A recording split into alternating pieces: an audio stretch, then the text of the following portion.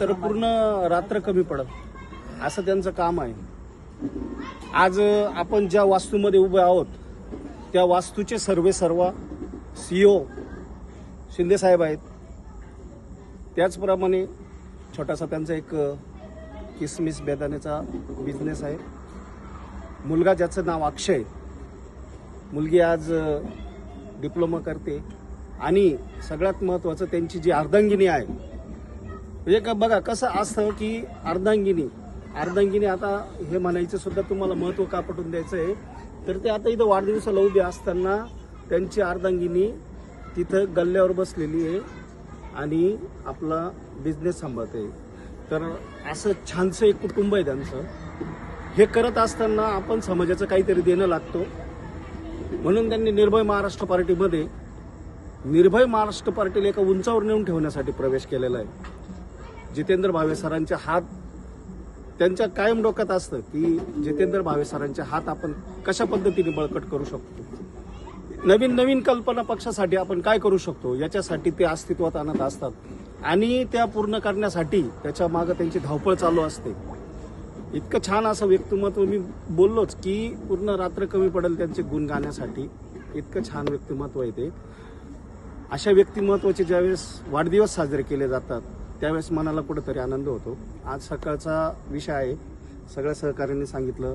वैभव गोरस्ते असतील, गोकुळ पगारे असतील, फारुख शेख असतील, पठाण असेल, वागले असतील, सोळशे असतील, मोरे असतील, त्याचप्रमाणे साहेबांचे नातू असतील, या सगळ्यांनी आज सकाळी बघितलं की सर आज सकाळपासून उठले, डोक्यात एकच होतं, वाढदिवस जर कार्यकर्ते म्हणताय साजरा करायचा तर कसा करायचा.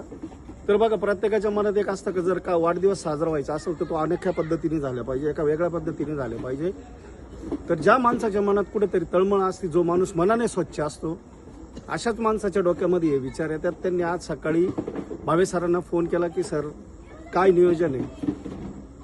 तर सर म्हणे काय नियोजन आहे. तर त्यांनी सांगितलं की आपल्याला आज वृद्धाश्रमामध्ये जायचं आहे. तिथली जी परिस्थिती, वाढदिवस हा हे फक्त औचित्य आहे, परंतु तिथली काय परिस्थिती असते ही मला डोळ्यांनी बघायची आहे.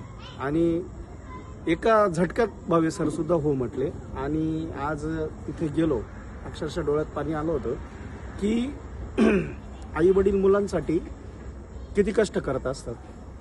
हा छोटा मुलगा आहे आज इथं उभा, हा त्याचा बाप आहे. हा इतका मोठा झालाय तरी हा त्याला तोंडाने हात घास, म्हणजे त्याच्या तोंडात घास भरवतो तो. आज आहे तो पोरगा हाताने खात नाही. इतकं प्रेम एक बाप आपल्या मुलावर करत असतो, हे उदाहरण दिलेलं आहे. आणि ज्या वेळेस तो बाप म्हातारा होतो त्यावेळेस त्या मुलाचं हे कर्तव्य आहे की त्यांनी सुद्धा जसं आपल्या बापाने आपल्याला लहानपणी सांभाळलंय, लहानचं मोठं केलंय, तसं सांभाळलं पाहिजे. अशा ठिकाणी सर आज घेऊन गेले होते की जिथं जे कुटुंब होते, तिथे पॅरेंट्स होते,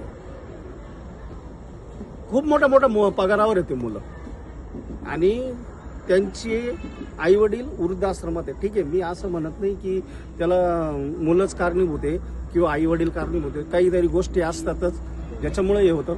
परंतु ह्या गोष्टी समाजामध्ये कमी जर झाल्या तर निश्चितच आई वडिलांसाठी ती खूप अभिमानाची बाब असेल की माझा मुलगा असा आहे, माझा मुलगा तसा आहे. मोठं व्हायलाच पाहिजे, परंतु ह्या गोष्टी घेऊन व्हायला पाहिजे. आणि वृद्धाश्रम पण झालेच पाहिजे. त्याचं पण कारण असं आहे की ज्या वेळेस आपण काही समाजामध्ये गोष्टी घडत असतात ज्या कुठं कॉम्प्रोमाइज करावं लागतं, त्यासाठी त्या वास्तू निर्माण झालेल्या असतील. तर एवढा परिचय देण्याचं कारण असं आहे की त्या माणसाचं मन तितकं शुद्ध आहे ना. अशा माणसाच्या वाढदिवसासाठी आज मला हजेरी लावायला वेळ मिळाला, त्याबद्दल मी एकदा देवाचे आभार मानतो. आणि माझे जेवढे मित्रपरिवार आहे यांनी या कार्यक्रमासाठी मला उपस्थित राहण्याचं आव्हान केलं, नम्र निवेदन केलं, मी तर म्हणतो गळ घातली. या सगळ्यांचे मी परत एकदा आभार मानतो. आणि शिंदे साहेब, तुमचं जे कार्य आहे, समाजकार्य आहे, राजकारण आहे, तुमचं वैयक्तिक आहे, याची एक शिडी म्हणजे पायरीचा कळस लवकरात लवकर हो, ही मी ईश्वरचरणी प्रार्थना करतो. म्हणजे ईश्वर हा तर मी मानतच नाही, पण बोली भाषा असते म्हणून करावं लागतं. कारण ज्याच्या हातात बळ आहे ना त्याला ईश्वराशी काही घेणं नाही. कारण ईश्वर हा त्याच्या मनगटात बसलेला आहे. आणि हेच तुमचं कर्तव्य आहे की तुम्ही तुमच्या दोन्ही हातांनी इव्हन तुमचं अख्खं कुटुंब त्याच्या मागे धावतंय आणि निश्चितच तुमच्या मनात जी स्वप्न असतील ती या वाढदिवसाच्या निमित्ताने पूर्ण हो हे मी तुम्हाला सदिच्छा देतो आणि थांबतो.